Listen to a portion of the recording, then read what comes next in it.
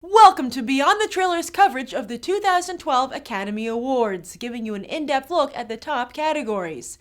And be sure to cast your vote for who you think should win in our poll at tinyurl.com/BTTOscarVote2012. There's even a write-in section, as this year the Oscars are snub central. Now let's take a look at the nominees for Best Actor. Demian Bichir, A Better Life. Hootie Whatty? Where'd this guy come from? I'll tell you where, the SAG Awards. And it's surprises like this that remind us why those smaller awards shows get so much coverage. The answer? Because Academy voters are made up of all the different professions, actors, directors, producers, etc. And a lot of those categories have their own organizations and awards. And actors happen to be the biggest voting bloc in the Academy, so the SAG Awards tend to be very telling on how the Oscars will go down. So while it is a surprise to see Bichir nominated here, it's not coming out of nowhere either. Bichir is also nominated for an Indie Spirit Award and was as well for an Alma Award. A Better Life won the Alma for Best Picture.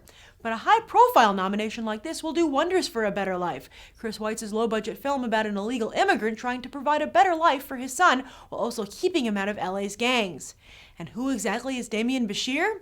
While U.S. audiences might recognize him from Weeds, he comes from an acting family in Mexico so prolific that one year the Mexican MTV Movie Awards actually had a category called Best Bichir in a Movie. Demian won. Oh hey, and guess what else? Since this movie came out back in June, you can rent or stream A Better Life right now. George Clooney, The Descendants. I bet that secretly Brad Pitt really hates George Clooney these days. That's because at the beginning of award season, everyone on the face of the earth agreed that this was Pitt's year to win. But then in December, Clooney swaggered in. Now to be fair, neither guy is really pulling a Meryl Streep here. They're basically just playing themselves. No, what's gotten both actors a nomination is the circumstances that surround their roles.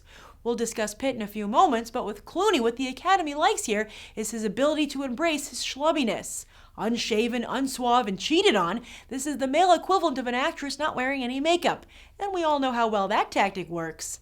In fact, I'd wager it's Clooney's desperate flip-flop run in the film that wrapped up his nomination and possible win in one fell swoop. Hell, it sold audiences on the movie, so why not the Academy on an Oscar? The only thing working against Clooney is that he already has an Oscar for his Best Supporting Actor role in Syriana. Sure, it's not the big one, but it's not like this is a Christopher Plummer-level emergency either. Clooney's got a lot of acting years left. Jean Dujardin, The Artist. They say that acting is reacting, and if they are correct, Dujardin has certainly done that in spades in the silent film The Artist. After all, Dujardin, a famous French comedian, is a master reactor. But even in his native France, Dujardin was not considered an actor until The Artist, a role for which he studied the great silent film stars like Douglas Fairbanks, whom he even quoted in his Golden Globes acceptance speech. And the Academy could be very eager to shine a light on the foreign film stars of the silent era whose thick accents kept them from making the transition to sound.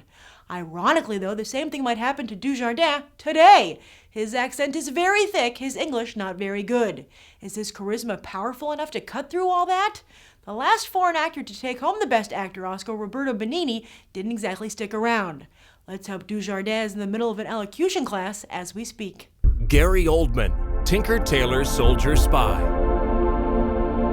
You know what? I wouldn't be surprised if Oldman wins this thing. Just as they chose Sean Penn over frontrunner Mickey Rourke back in 2008, the Academy loves to prove they're above the hype. Plus, get this is Gary Oldman's first Oscar nomination. And when the Academy makes glaring mistakes like that, they like to correct them as soon as possible.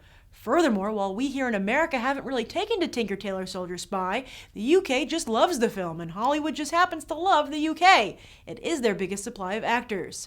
So will Oldman's most understated performance ever cause an upset at this year's Academy Awards? Although, come to think of it, Oldman does sell out a lot, which makes it even more unlikely the Academy will have another shot to give him an Oscar. I'm telling you, he could really win this thing. Brad Pitt, Moneyball.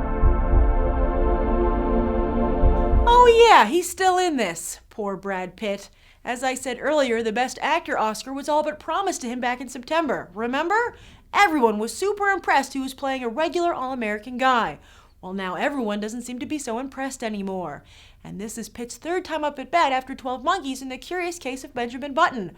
Plus, there was his other noted performance this year in The Tree of Life, which didn't win him any award nominations. Hey, both Ryan Gosling and Kate Winslet have gotten double Golden Globe nominations in the same year. Could it be that, like Leonardo DiCaprio, he's just too pretty to win an Oscar? Maybe being a regular guy isn't enough. Maybe he should be looking for scripts about a homeless guy. Although, isn't that what he kind of did in 12 Monkeys and it still didn't work? Don't feel too bad, Brad Pitt. You're one half of the most famous couple on Earth, and World War Z is gonna kick ass. And those are the 2012 Best Actor nominees. Who do you think deserves the Oscar? Leave your comments down below. And don't forget to vote in the Beyond the Trailer Oscar poll. It closes on February 18th. I'm Grace Randolph, and I hope you'll check out the rest of BTT's Oscar coverage.